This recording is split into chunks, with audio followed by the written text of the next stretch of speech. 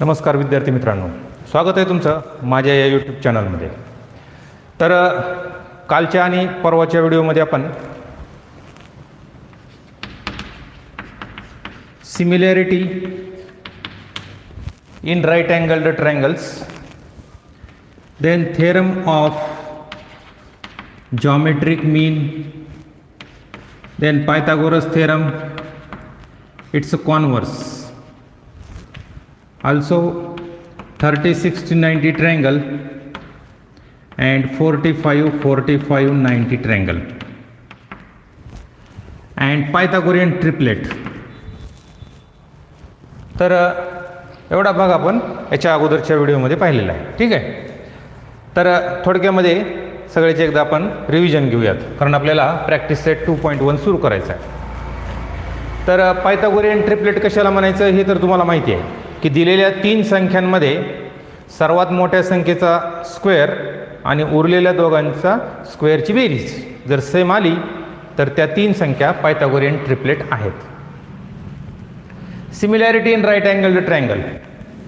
If in a right angled triangle a perpendicular is drawn on the hypotenuse, then the triangles formed are similar to each other and also similar to original triangle. तर हे बघा, हा जो triangle आहे तर याच्यामध्ये हायपोटेन्यूजवर perpendicular काढला तर तयार होणारे हे दोन ट्रायंगल एकमेकांशी तसेच मूळच्या त्रिकोणाशी सिमिलर असतात. आणि त्याचा करस्पॉन्डन्स कसा लिहायचा हे पण आपण त्याची खूप उदाहरणं घेऊन पाहिलेलं आहे आणि तुम्ही पण त्याची प्रॅक्टिस भरपूर केलेली आहे. तेव्हा तुम्हाला आता हे ट्रायंगल कसे फिरवून दिले तर तुम्हाला त्याचा करस्पॉन्डन्स लावता आला पाहिजे, कारण परीक्षेमध्ये त्याच्यावर तुम्हाला प्रॉब्लेम विचारले जातात. त्यानंतर theorem of geometric mean. This perpendicular segment is the geometric mean of the segments into which the hypotenuse is divided.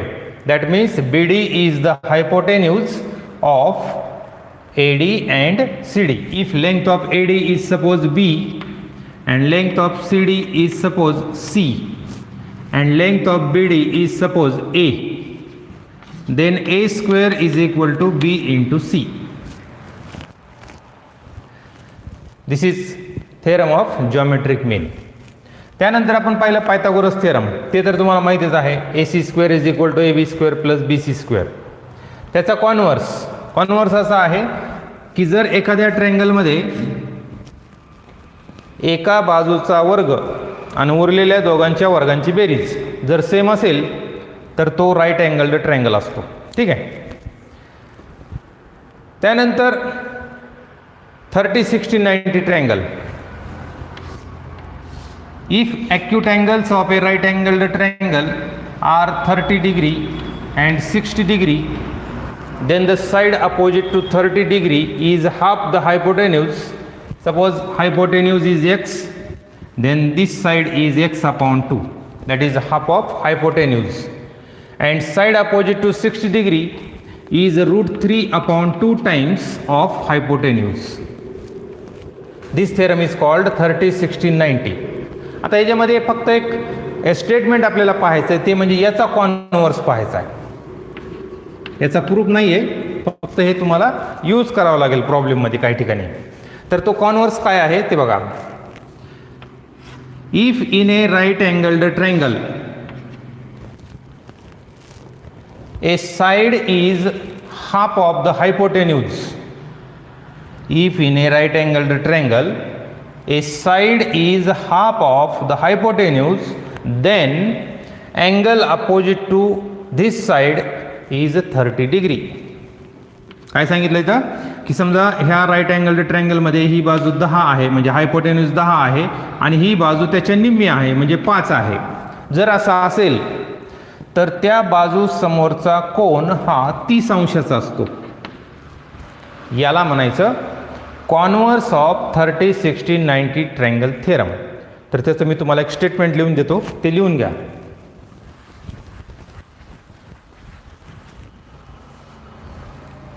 Converse of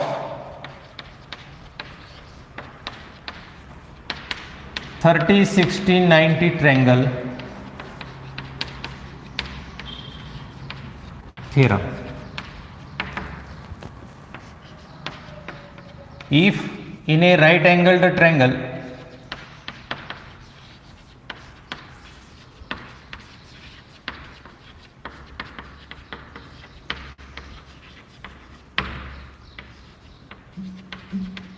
a segment or side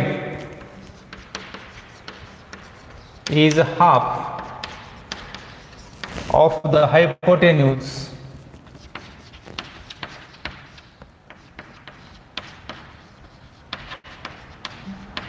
then angle opposite to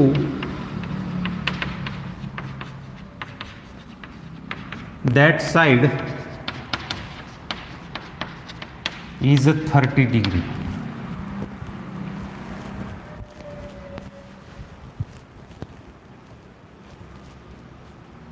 Write down.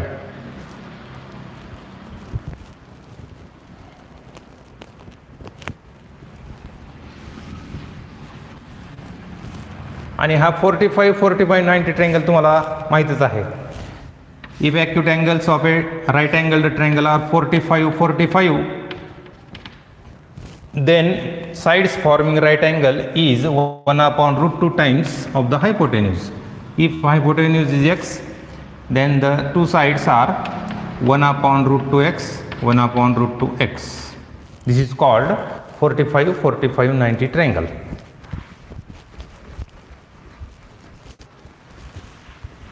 तर या सगळ्यावर आधारित आपल्याला practice set 2.1 पाहायचे आहे.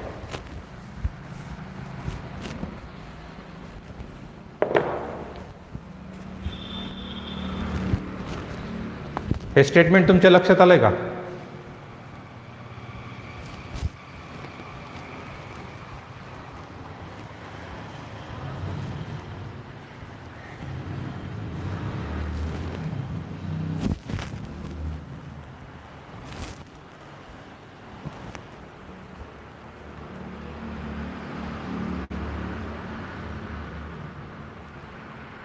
Okay.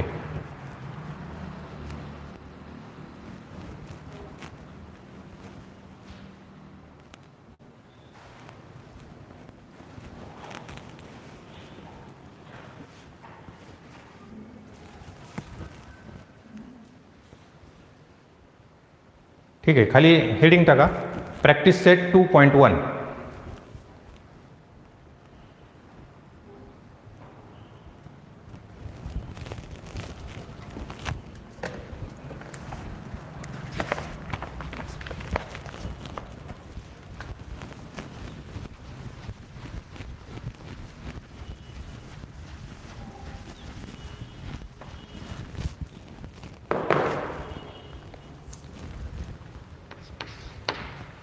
Identify with reason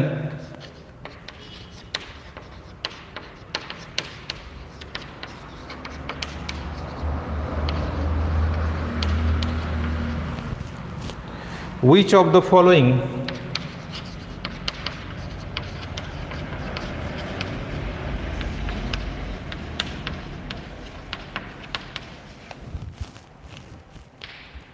are Pythagorean triplets.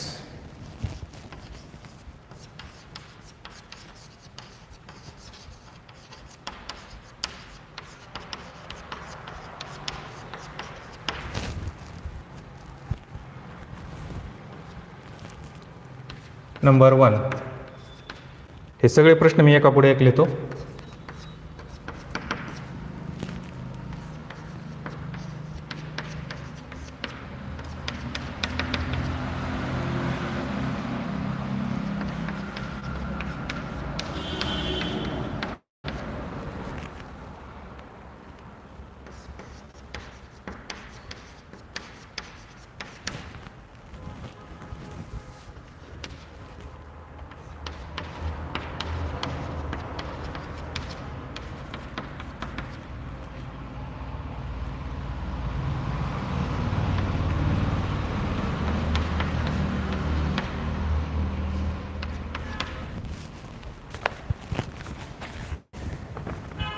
तर असे आपण बरेच उदाहरणं पाहिलेले आहेत. तुम्हाला हे सोडवता येईल. तर मी तुम्हाला यातलं एक म्हणजे पायथागोरियन ट्रिपलेट असणारं आणि नसणारं असे 2 उदाहरणं सोडवून दाखवतो. हे बाकीचे उदाहरणं तुम्ही लगेच सोडवायचे आहेत. तर त्यातलं मी हे पहिलं उदाहरण घेतो.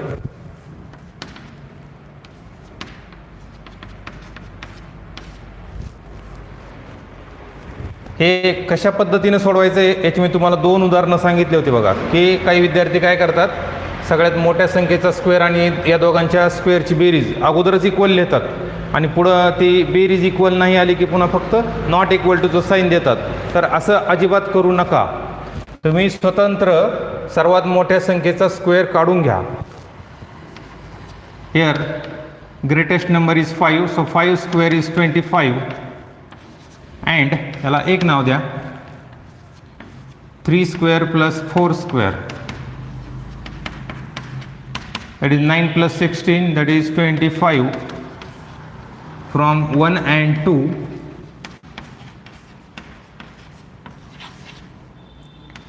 Five square is equal to 3 square plus 4 square. Therefore 354 is a Pythagorean triplet. तर हे असं स्वतंत्र सोडवा आणि ते इक्वल येतं का नाही ते पाहायचं आहे.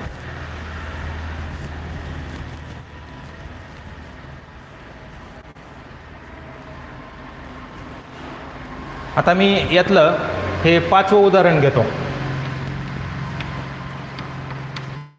10, 24, 27. Here greatest number is 27. तर याचा स्क्वेअर करून घ्या. यानंतर उरलेल्या दोघांच्या वर्गांची बेरीज करा. That is 10 square plus 24 square.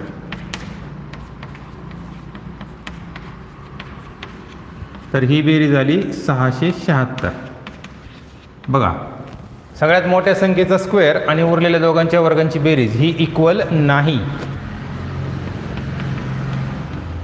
From 1 and 2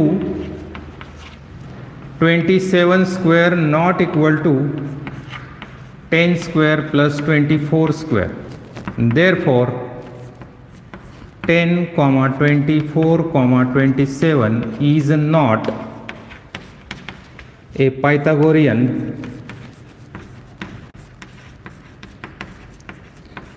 triplet.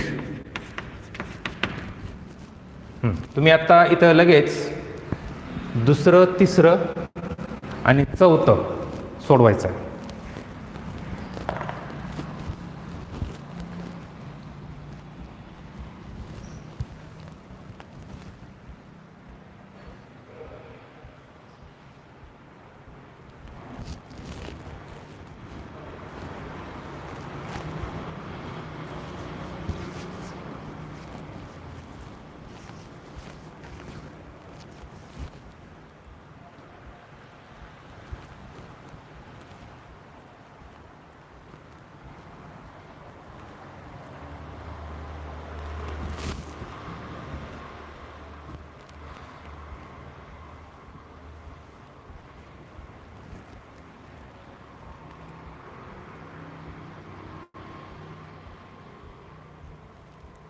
Square करण्याची शॉर्टकट मेथड मी तुम्हाला सांगितलेलीच आहे, त्याचा वापर तुम्ही करू शकता.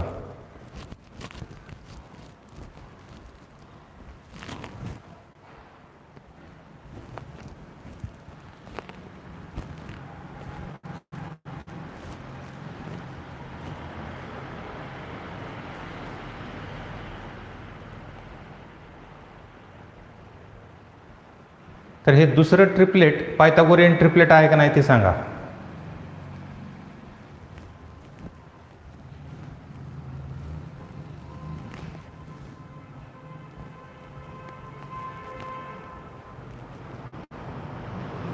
Correct.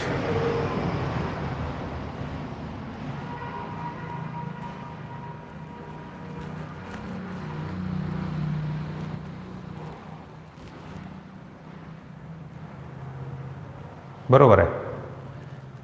4, 9, 12 is not a Pythagorean triplet.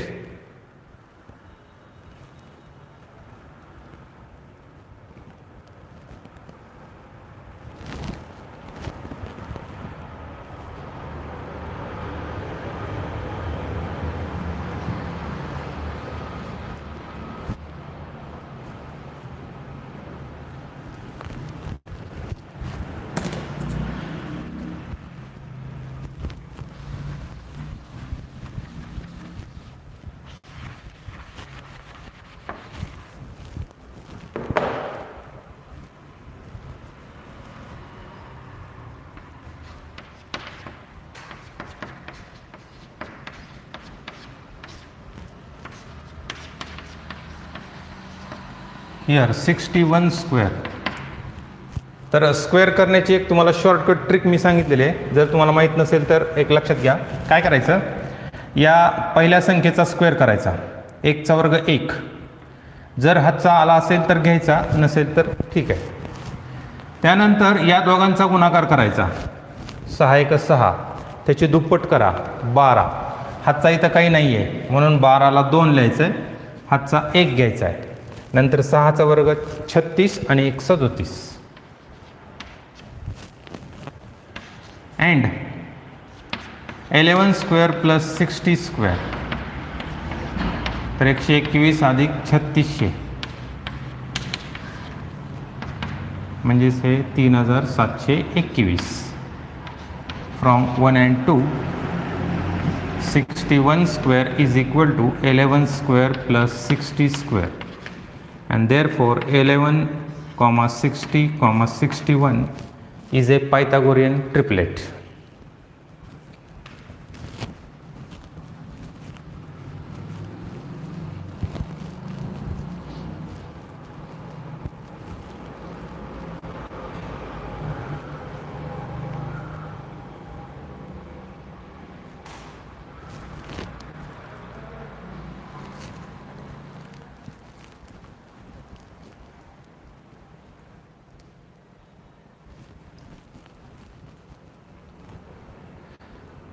चौथ्या प्रश्नात दिलेलं ट्रिपलेट हे पायथागोरियन ट्रिपलेट आहे का नाही ते सांगा. चौथ्या प्रश्नातलं.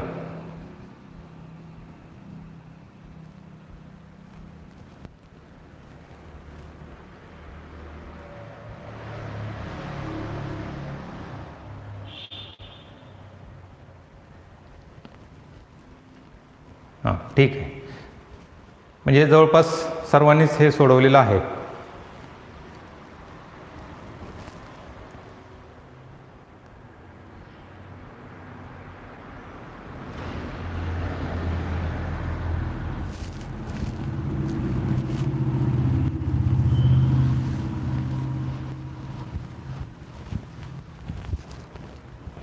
तर चौथ्या प्रश्नामधलं ट्रिपलेट हे पायथागोरियन ट्रिपलेट आहे.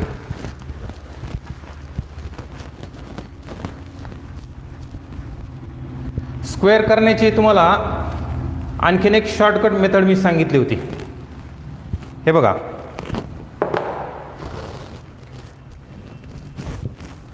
समजा तुम्हाला 54चा स्क्वेअर करायचा आहे, तर तुम्ही काय करायचं, या संख्येचा 50 पासूनचा फरक काढायचा. या संख्येचा 50 पासूनचा फरक किती आहे, 4. मग 4चा वर्ग लिहा, किती, 16. हे लिहून टाका. हे झाल्यानंतर काय करा की या संख्येतून 25 वजा करायची. म्हणजे दरवेळेस पहिल्यांदा 50 पासूनचा फरक काढून त्याचा वर्ग करायचा आणि नंतर या संख्येतून 25 वजा करायचे. तर आता याच्यातून 25 गेल्यावर किती राहिले, 29. हा झाला स्क्वेअर. समजा तुम्हाला 57चा वर्ग करायचा आहे, तर 50 पासूनचा फरक किती, 7. 7चा वर्ग 49 आणि यातून 25 गेले, 32 राहिले. आता यातून 25 पटकन कसे वजा करायचे, तर काय करायचे, याला 50 समजायचं थोड्या वेळासाठी. मग 50 मधून 25 गेले, 25 राहिले. मग 25 आणि वरचे 7, 32. समजा तुम्हाला 58चा वर्ग करायचा आहे, तर 50 पासूनचा फरक 8. 8चा वर्ग 64 आणि यातून 25 गेले, मग 25 आणि 8, 33. हा झाला वर्ग. समजा तुम्हाला 48चा वर्ग करायचा आहे, तर 8चा वर्ग म्हणजे 50 पासूनचा फरक किती आहे, 2. 2चा वर्ग 4. आता एक अंकी आलेला आहे म्हणून 0,4 लिहायचं आणि यातून 25 घालवा, किती राहिले, 23. परंतु लक्षात घ्या, ही मेथड अतिशय सोपी आहे, परंतु फक्त 41 ते 59 एवढ्या संख्येलाच ती लागू आहे. यात सुद्धा भरपूर संख्या येतात आणि त्या नेहमी येणाऱ्या संख्या आहेत. म्हणून तुम्हाला हा सुद्धा एक शॉर्टकट लक्षात ठेवलेला तुम्ही चांगले आहे.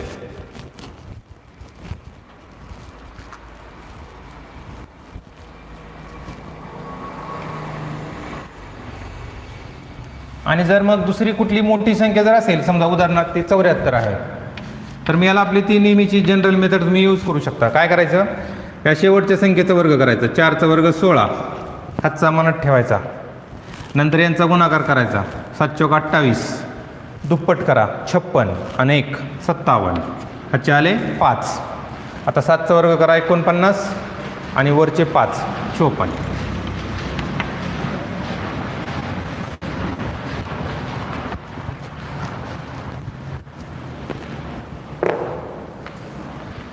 आता घ्या second question, second main question. त्याची फिगर काढून घ्या.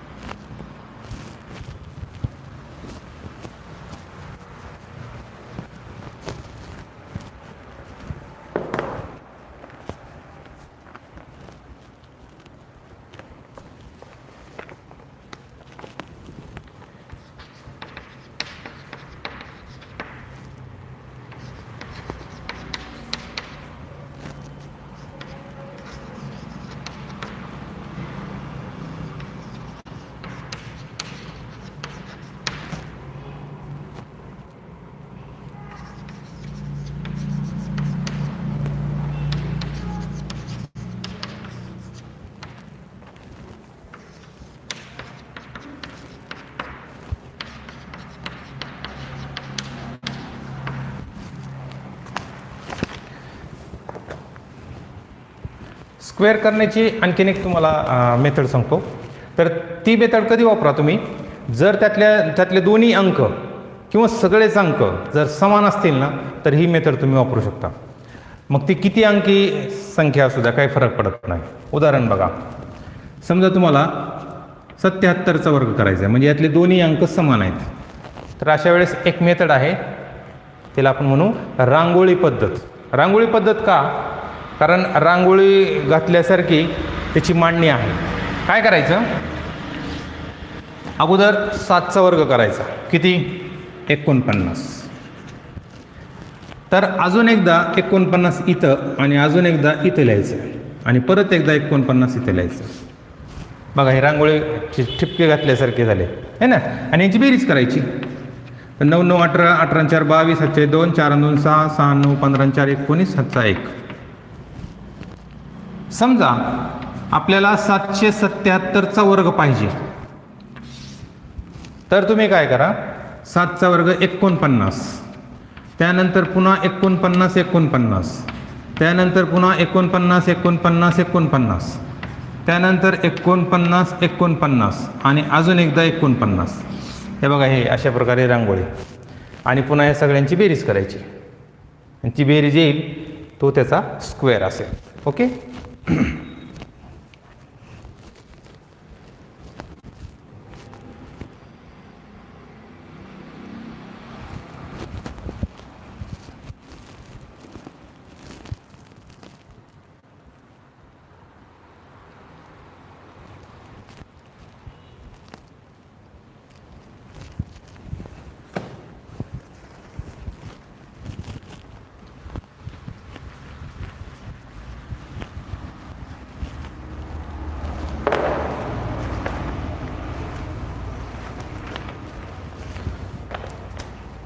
प्रश्न लिहून घ्या.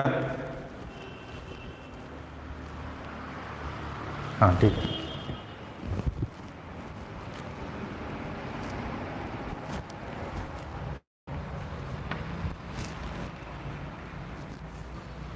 बघा, अशा प्रकारचे प्रश्न तुम्हाला 2 मार्कासाठी विचारले जाऊ शकतात. We are given in this triangle M and T, angle n is equal to 90 degree, segment NQ perpendicular, hypotenuse MT. If MQ is equal to 9, प्रश्नामध्ये दिलेल्या किमती तुम्ही फिगरमध्ये लिहत चला. ते लिहिल्यामुळं काय होईल की तुम्हाला कुठली किंमत काढायची आहे हे लगेच लक्षात येईल. तर MQची किंमत 9 आणि QPची किंमत 4 दिलेली आहे. एक minute, MNP not T, PQ is 4. तर आपल्याला NQची किंमत काढायची. आता बघा, तुम्हाला जर तो थेरम ऑफ जॉमेट्रिक मीन माहीत असेल तर अगदी सहज उत्तर तुम्हाला काढता येते. बघा, तर ह्याचा स्क्वेअर एन क्यूचा स्क्वेअर आणि या दोघांचा गुणाकार सेम असतो. मग या दोघांचा गुणाकार 9 चौक 36, त्याचं वर्गमूळ घ्या 6, म्हणून एन क्यू बाजू असेल 6. आता वर्गमूळ 2 असतात मायनस प्लस, परंतु ही निगेटिव्ह तर असू शकत नाही, म्हणून वर्गमूळ 6. तर ते लिहित असताना अशा पद्धतीने लिहायचं आहे. In triangle M N P N Q perpendicular hypo M P, therefore N Q square is equal to M Q into P Q. याचं रिझन लिहायला विसरायचं नाही, कारण याला अर्धा मार्क असतो. रिझन तर ते सगळे रिझन तुम्ही एका कागदावर काढून घ्या किंवा वहीवर शेवटच्या पानावर लिहित चला. थेरम ऑफ जिओमेट्रिक मीन.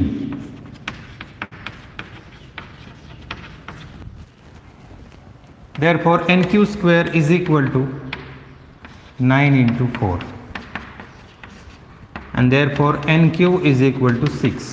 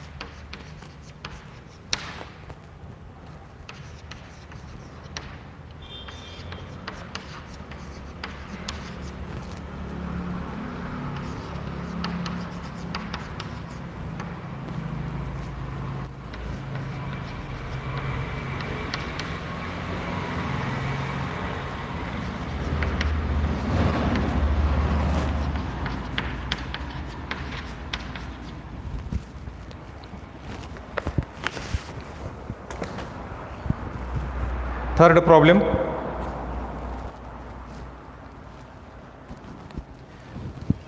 याच पद्धतीने सोडवायचं याला.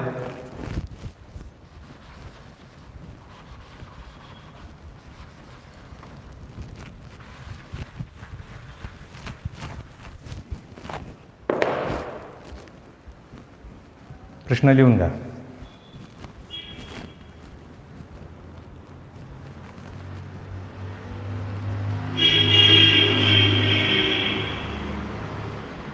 आणि तुम्ही ट्राय करा.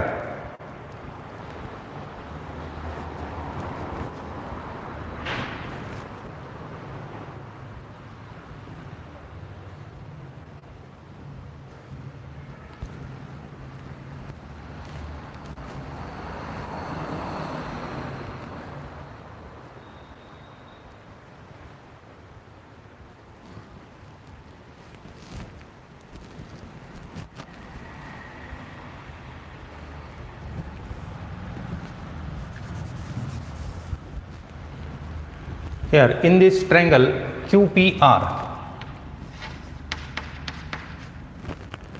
PM perpendicular hypo QR. Therefore, PM square is equal to QM into RM. Put the values. आता या ठिकाणी आपल्याला PM ची किंमत दिलेली आहे, ती इथे ठेवा. Therefore 10 square is equal to 8 square into RM.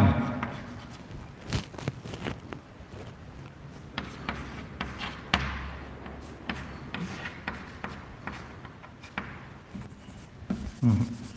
8 into, that is right, 100 upon 8 is equal to RM.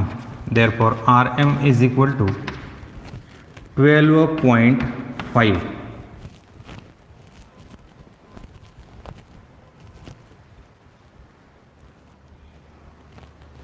तर ही झाली आर एमची किंमत. आपल्याला किंमत काढायची आहे क्यू आरची. Therefore Q R is equal to, ही क्यू आरची किंमत काढण्यासाठी या दोघांची बेरीज करा. That is Q M plus R M, that is 8 plus 12.5. ही बेरीज तुम्ही अशा पद्धतीनं करायची आहे. 12.5 मध्ये हे 8.0 असं गृहीत धरून बेरीज करायची. That is 20.5.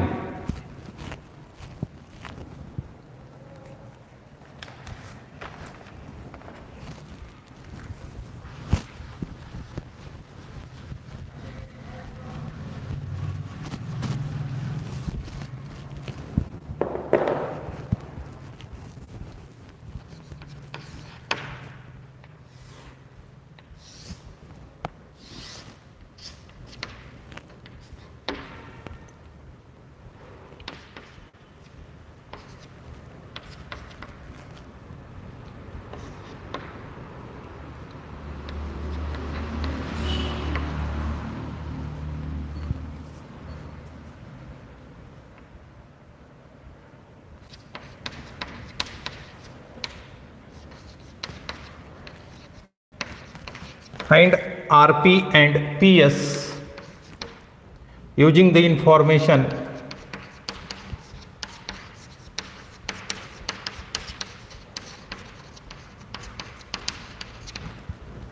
given in triangle PSR.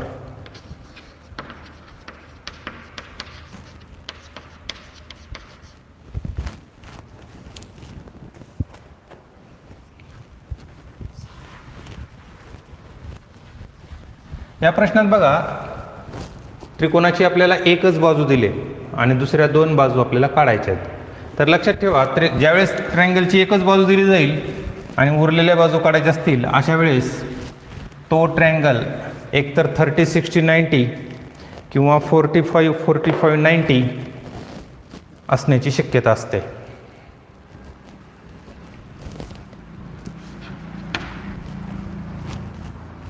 हे बघा, हा जो ट्रायंगल आहे त्यामध्ये हा अँगल 90 डिग्री आणि हा 30 डिग्री आहे. म्हणजे हा उरलेला अँगल किती असेल? 60 degree. So this triangle is 30-60-90 triangle, and we know that side opposite to 30 degree is half the hypotenuse. So if SR is equal to 6, then PR will be 6 into 2, that is 12. कारण याच्या निम्मी ही बाजू असते, मग हे 6 म्हणल्यानंतर हे 12 असलं पाहिजे. आणि हे कसं काढायचं हे तर तुम्हाला माहिती आहे. शॉर्टकटनं ही बाजू काय असते, याच्या वर्गमुळात 3 पट असते. म्हणजे ही बाजू किती असणार आहे? 6√3 आणि ही किती असेल? 12. पण आपण लिहित असताना शॉर्टकटनं लिहायचं नाही आहे, व्यवस्थित लिहायचं आहे. पहिल्यांदा हा 30-60-90 आहे असं अगोदर तिथं लिहावं लागेल.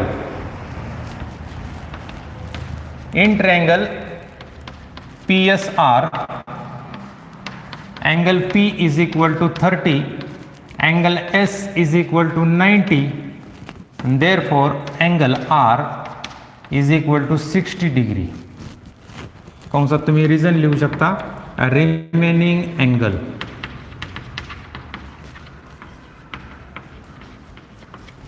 therefore triangle PSR is 30-60-90 triangle. मराठीमध्ये या ट्रायंगलला तिसाठी त्रिकोण असं म्हणतात. तिसाठी असं, तिसाठी त्रिकोण असं म्हणतात.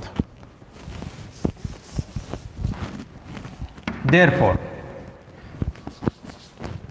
तर ठीक आहे, आपल्याला पहिल्यांदा हायपोटेन्यूज काढायचं. जी बाजू दिली असेल ना त्याचा फॉर्म्युला लिहायचा. आपल्याला 30च्या समोरची बाजू दिली आहे ना, मग त्याचा फॉर्म्युला लिहायचा. त्याचा फॉर्म्युला काय आहे, तर ती बाजू कर्णाच्या निम्मे असते.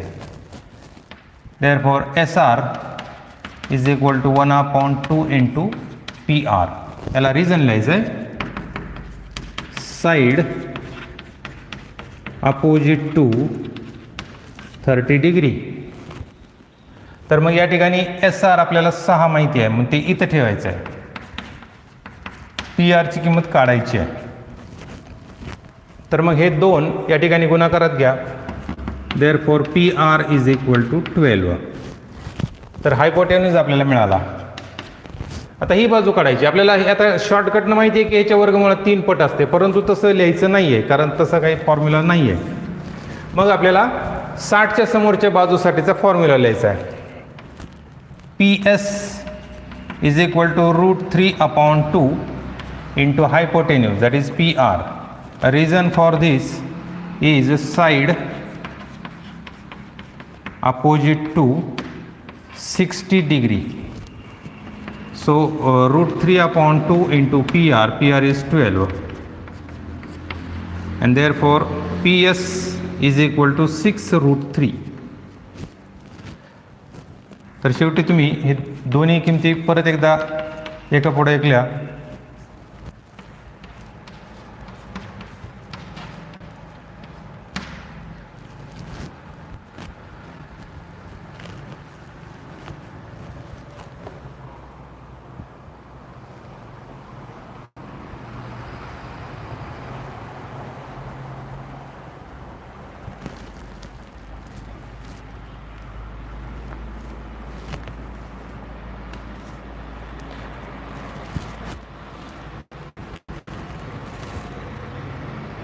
तर याच्या पुढचा 5वा प्रश्न हा ॲक्टिव्हिटी बेस्ड आहे, तर तो तुम्ही ट्राय करायचा आहे.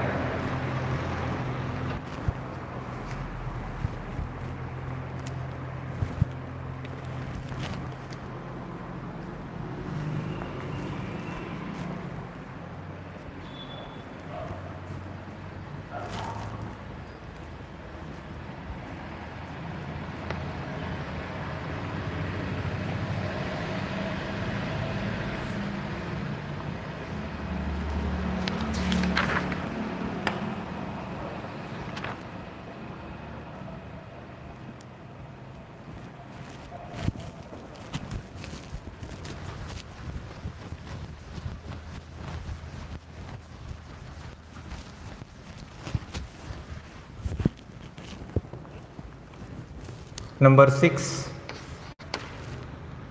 Find the side and perimeter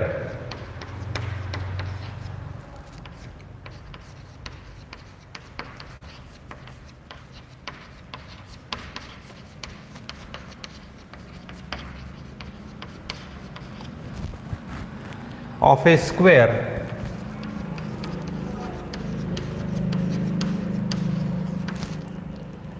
whose diagonal is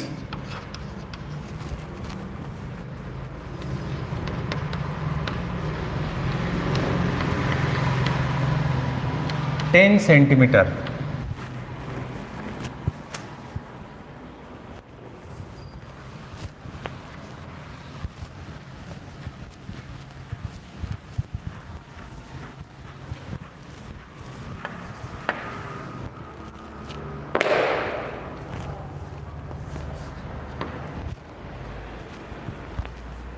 बघा, find the side and perimeter of a square.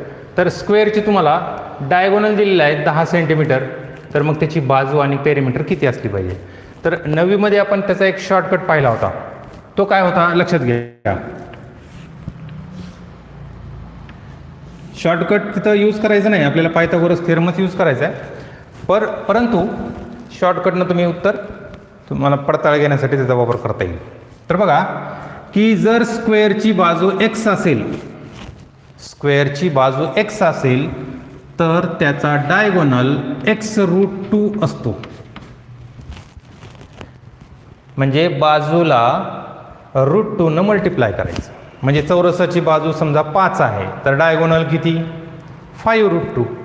आणि याच्या उलट जर डायगोनल दिला आणि बाजू काढायची असेल तर तुम्ही काय करताल, तर त्याला √2 न भागायचं आहे. म्हणजे आता उदाहरण बघा,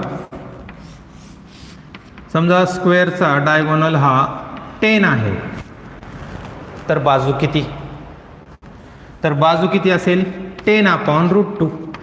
परंतु खाली √2 आपण लिहित नाहीत, म्हणून याला थोडंसं सोप्या रूपामध्ये लिहायचं आहे. तर त्याला आपण असं लिहू 10 × √2 √2 × √2. काय केलं आपण अंशाने छेदाला √2 मल्टिप्लाय केला आहे. देअरफॉर 10√2/2. तर 2×2=10. किती आलं? 5√2. बघा, म्हणजे मी तुम्हाला एक शॉर्टकट सांगतोय, तो एक लक्षात घ्या. आता इथे एक शॉर्टकट तयार झाला. कोणता? बघा, जर डायगोनल हा समसंख्या असेल, 10 ही समसंख्या आहे, मग डायगोनल जर समसंख्या असेल ना, तर तिची बाजू त्याचा निम्म करून त्याला √2 न गुणायचं. म्हणजे बघा, आता जर चौरसाची बाजू जर 8 असेल तर त्याची बाजू डायगोनल जर 8 असेल तर बाजू किती असेल? 4√2. निम्म करायचं आणि वर्गमुळात 2 न गुणायचं. परंतु विषम संख्या असेल तर काय होईल बघा. समजा ही बाजू 7 आहे, मग आपण ही बाजू कशी काढतो? तर याला वर्गमुळात 2 न भागतो, म्हणजे 7/√2 करतो. मग याला आपण काय करू? वर आणि खाली √2 न मल्टिप्लाय करू. मग याला √2 न मल्टिप्लाय केल्यावर किती होईल? 7√2/2. म्हणजे विषम संख्या जर असेल ना, तर तुम्ही फक्त काय करायचं आहे? 7√2/2 असं लिहायचं. मग आता इथं तुम्ही तोंडी उत्तर सांगू शकता. बघा, डायगोनल जर 10 असेल तर त्याची बाजू किती असेल? 5√2. आणि पेरिमीटर किती असेल?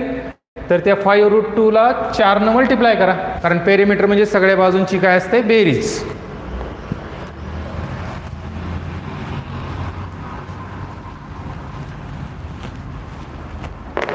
हे काय असते की ही शॉर्टकट जर लक्षात असतील ना, तर प्रश्नाचं उत्तर सोडवताना तुम्हाला कॉन्फिडन्स येतो. First way draw this square ABCD. AC is the diagonal which is given to be 10 centimeter. Angle B is right angle. We write here quadrilateral ABCD is a square.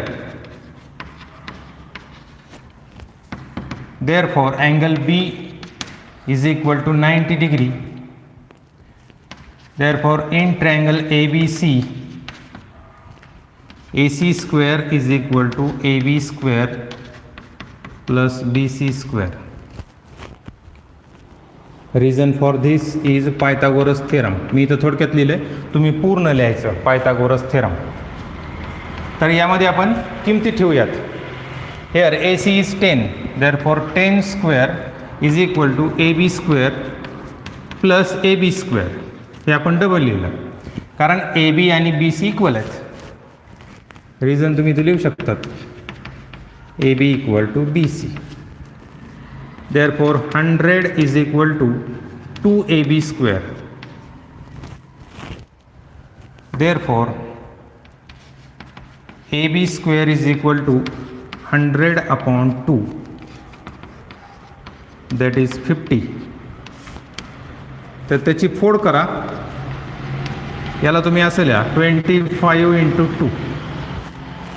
50ला 25 × 2 लिहा आणि आता स्क्वेअर रूट घ्या. Therefore AB is equal to या 25चं वर्गमूळ घ्या आणि या 2चं वर्गमूळ घ्या. So AB equal to 5√2 centimetre. आता आपल्याला पेरिमीटर काढायचे. पेरिमीटर कशी काढणार? तर पेरिमीटर म्हणजे सगळ्या बाजूंची बेरीज. मग ही बाजू 5√2 आहे, म्हणजे सगळ्याच बाजू 5√2 आहे, म्हणजे याची तुम्हाला 4 वेळा बेरीज करायची आहे, म्हणजेच याला 4 न मल्टिप्लाय करायचं. Therefore, perimeter of quadrilateral ABCD is equal to 4 into side. That is 4 into 5√2. That is 20√2 centimeter. Write down.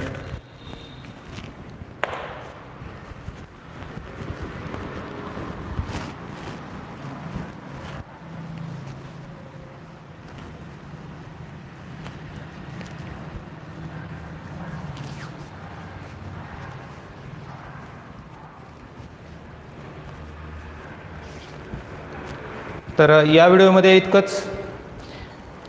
याच्यानंतर आणखीन 4 प्रश्न राहिलेले आहेत, ते आपण उद्याच्या पिरियडमध्ये पाहूयात. ठीक आहे, थँक्यू.